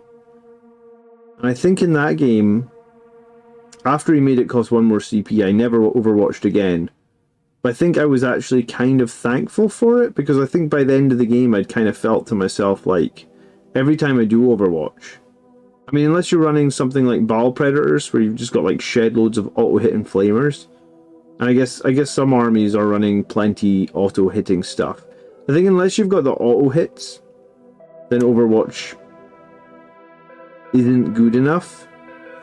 I mean, I guess you could argue if you have Oath of Moment on a target and you've got Desolation Marines, then you could kill them when they move because you've got Desolation Marines and blah blah blah blah blah. But yeah, I don't know. I don't think I rate Overwatch all that highly, I guess. I think maybe people are more worried than they need to be about it. Personally, maybe. What do you think about the new Pariah Nexus trailer? I saw that today. It looked pretty cool, didn't it? I mean, I loved the Angels of Death animation that they had on Warhammer Plus. I haven't seen the second series yet, actually, so at some point I need to resubscribe and watch the second series. I'm a binger, though. I kind of hate like that. I think that's why I fell out. Like, I watched, like, let's say, like the first 3 episodes of Angels of Death, and then I never finished it. because I hate watching things one episode at a time. I want to watch it all, because then I feel like when I'm watching it one episode at a time, I get really into it, and then it just ends. And that Angels of Death miniseries was just the worst, because the episodes were like 8 minutes. So it was like, I just was getting into it, and then it ended. So I think I watched the first 3 episodes of Angels of Death, and then completely forgot about it, and never went back to it. So now that I know that series is finished, I want to go back and just watch the whole thing, start to finish. I know that like the new Star Wars series, Ahsoka, came out yesterday. And people are already blasting on about it at work. I actually turned up my headphones at work because I didn't want to hear any spoilers. But like, I'm not going to watch any of Ahsoka. So don't spoil it in the chat if we ever talk about Star Wars, please. Because I want to watch it all. I think I already Googled it and it said like the final episode is like the 3rd of October. So I'll take a day off on like the 5th of October. And I'll watch the whole of Ahsoka in a oneer. And that way I'll get really into it and I'll enjoy it more. Because, like, when I was a kid, there was no streaming services, right? You just bought the box set of the TV show that you wanted to watch, and you rushed home and you watched it. I just prefer watching stuff that way, I guess. PM Covers, hello, good evening. Yeah, I haven't seen beyond, I think, episode 3 of Angels of Death. Like I said, I fall out of things if I don't get to watch it all at once. I recently, me and my wife watched Last of Us, The Last of Us, whatever it's called, and we don't have HBO, because I guess HBO is hard to, I think HBO is kind of hard to get in the UK. Like, I think you maybe have to have Sky to get HBO, and we don't have that. So I bought The Last of Us on, like, disc. And my god, am I glad that I bought on disc, because I love The Last of Us, and we watched the whole series in like 2 nights. And me and my wife don't normally watch that much telly, but I just said to her, like, I was like, cancel all your plans for tomorrow, because we're just watching Last of Us, because this show is so bloody good. I never played the game, but really enjoyed the show. So yeah, at some point, I guess I'll subscribe to Warhammer Plus again, and I'll watch the whole of Angels of Death in a oneer, and I'll probably be able to do a better review of it if I watch the whole show in a oneer. And then I'll tell people why it's better to watch it in a oneer than watch 1 episode a week. Good luck with the project. Yeah, the pile of shame will never end, don't worry, PM Covers. Why isn't a Ballistus Last Cannon as good as a AM Heavy Last Cannon? What's an AM Heavy Last Cannon? Oh, like, is it like Imperial Guard Last Cannon or something? Imperial Guard just get the best Last Cannons, don't they?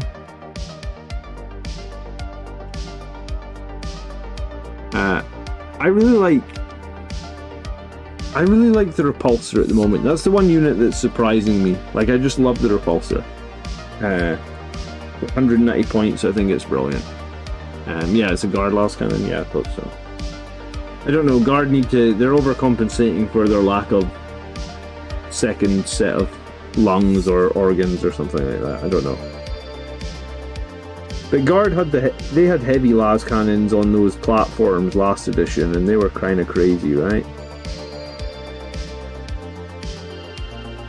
I'm actually surprised we're not seeing more Guard lists do really well, because I thought Guard seemed really strong. When I played against Andrew, and he was running like the sheer obnoxious, what was it, like 3 basilisks and 3 manticores? I was like, oh my god, Guard are just going to be obnoxious. Like, this is going to be so difficult to deal with. But like, haven't really seen that since.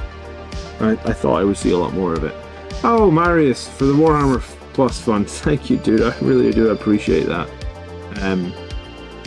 What's everyone's recommendation for shooting units?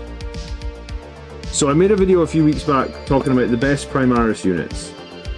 Gladiator Lancer is like your best anti-tank shooting unit. Marius Gage donated £4.99 via Super Chat for the Warhammer Plus fund, lol. Thanks, dude. I really do appreciate that. If you're trying to kill tanks, the Gladiator Lancer is almost second to none. I think he's probably better than this Ballistus Dreadnought, but I don't have a second Gladiator Lancer, hence me putting some paint on the Ballistus Dreadnought. Killing tanks is the repulsor. The repulsor keeps surprising me because the repulsor does both. Kills tanks, kills infantry. Ball Predators with the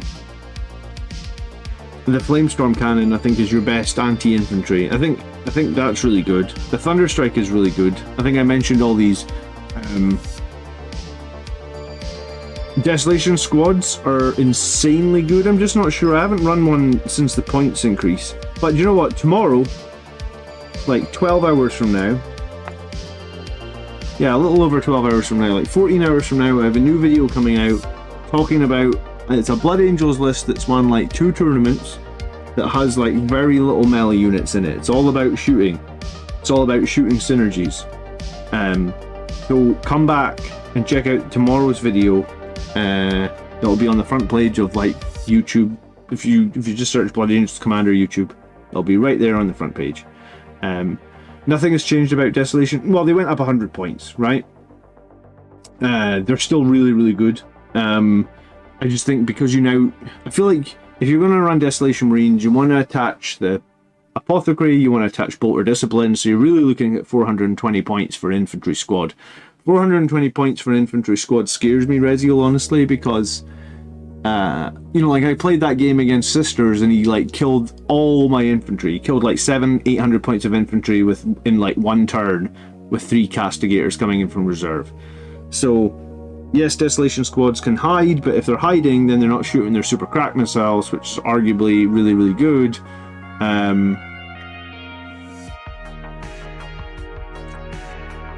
Yeah, so there's a lot of questions there. But anyway, new video tomorrow lunchtime. And I think it will surprise some of you guys what's in that list. So that should be fun to look at. Thank you so much for hanging out tonight. Thank you for the super chat, Maris. Super appreciated.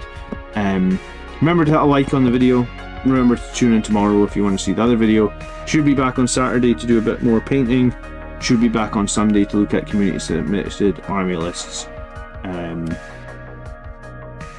You need to look at some of the WTC Marine lists. I'm going to look at it more when we get a balanced data slate right now, Reziel. I just don't think infantry, in the meta that I play in, everybody's taking vehicles. Even after yesterday's game against World Eaters, the World Eaters player is like, I need less infantry and more vehicles. So I guess we're in my circle of friends, which is like 5 different friends across like 10 different armies. Everybody's thinking that the infantry are garbage and they just should take more vehicles. Which is fine. I mean, like I said, I'm not going to the tournament till November, so I have a little bit of time.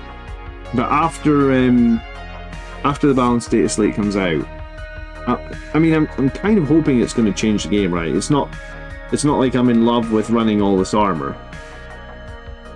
But I mean, I've finally got to a point where I'm winning every game again. So if I'm winning every game, I guess I'll keep doing what I'm doing, right? And yeah, I mean, I guess my local meta is not even on the same level as like the WTC and those Art of War guys. Like they're a whole level above me. So anyway, enjoy your evening. Thanks so much for watching, guys. Appreciate you all. And new video out tomorrow. So I'll see you then. Good night. Peace.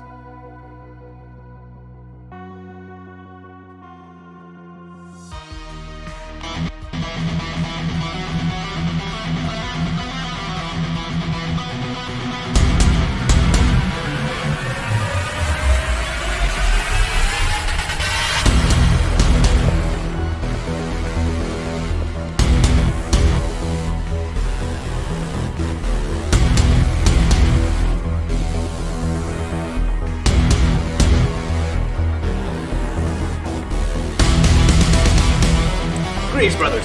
Welcome to the Blood Angels Commander channel.